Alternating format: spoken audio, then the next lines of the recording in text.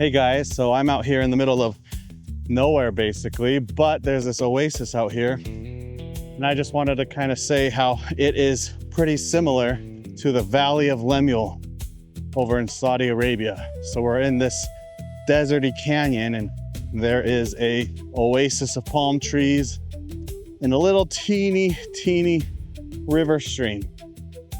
So if you ever want to kind of experience how the Valley of Lemuel feels, then go to Palm Springs, California, to the Indian Canyons. And right now we're in the Andreas Canyon, but there's several canyons within the Indians Canyon that you could hike through like this. It's really awesome. And get an idea. Watch my video about me going to the Valley of Lemuel over on Scripture Central, but basically the Valley of Lemuel is a really cool evidence for the Book of Mormon. A really precise evidence because it's the first place Lehi's family goes to after they leave Jerusalem. And so there's a lot of detail about it. And it's the closest point to a location that we know for sure is Jerusalem. So it says they travel to the Red Sea, and then from there they travel about 3 days to some type of river of water.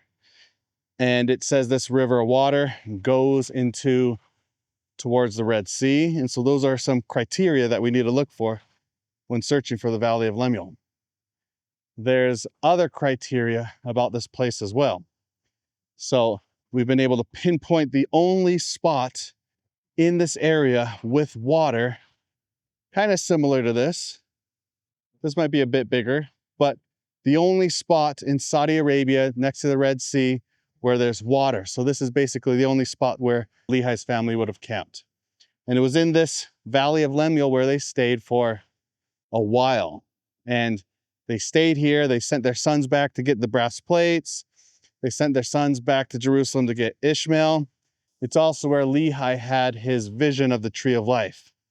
And a lot of times visions or dreams are influenced by the place you live. And that's why I like this, because there's these huge steep cliffs here and these palm trees. And so George Potter, who has done a lot of the research on this and who discovered the Valley of Lemuel, pointed out how date palm trees, I don't know if these are date palm trees, but something like that. Date palm, sometimes their dates would turn white. So maybe this was the white fruit that was sweet that Lehi was dreaming about. And date palms are really sweet and kind of sugary. And also, if you look at these trees, they could represent the tree of life that he saw next to the river of water that he saw. George Potter also pointed out how these great and spacious cliffs could have reminded him of the great and spacious building and how solid they are. And then you have a path that you have to walk through, like the path with the iron rod on it. And so a place like this brings Lehi's vision to life. Now there's other possibilities as far as the imagery in Lehi's dream. So, I mean, ancient Israelites had a tree of life that was a different type of tree. But as Lehi might have been walking through that area and experiencing the place, it might have influenced his thoughts, and then that influenced his dreams.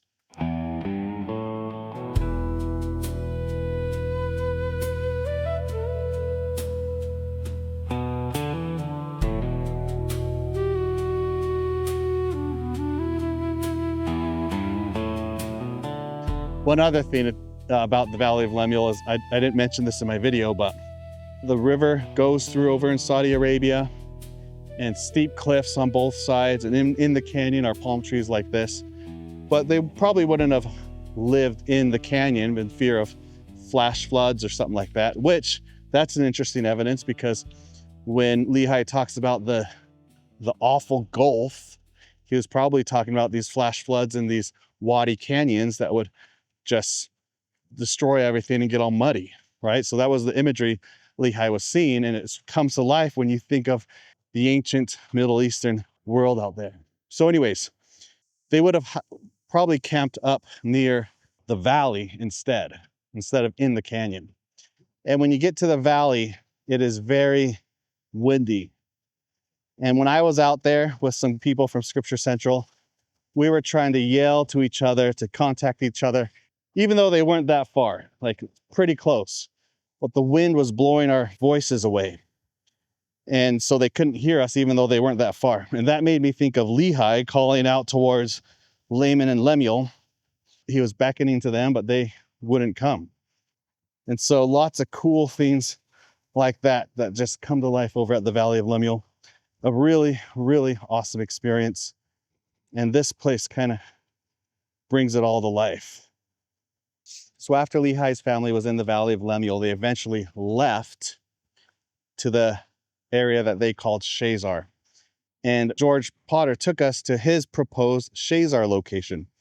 And the reason we went there, because Saudi Arabia was building this extravagant city, and it was going to go straight through Shazer, and we had to film it before it got destroyed.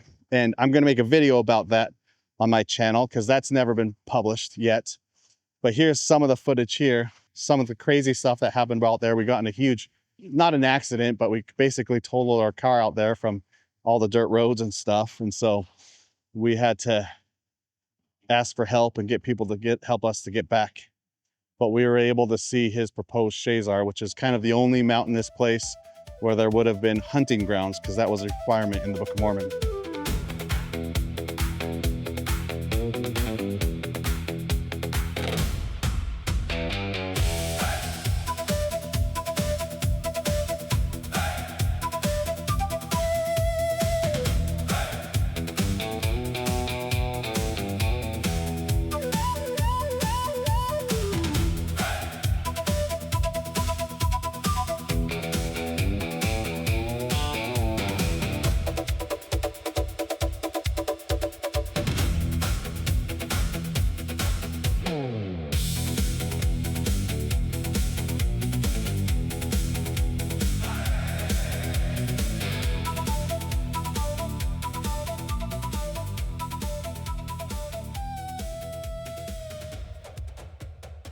So anyways, the Book of Mormon just comes to life when you think of the ancient setting they are describing and then pinpoint it on the map. The evidence of the old world in Saudi Arabia is really, really awesome. Get into that.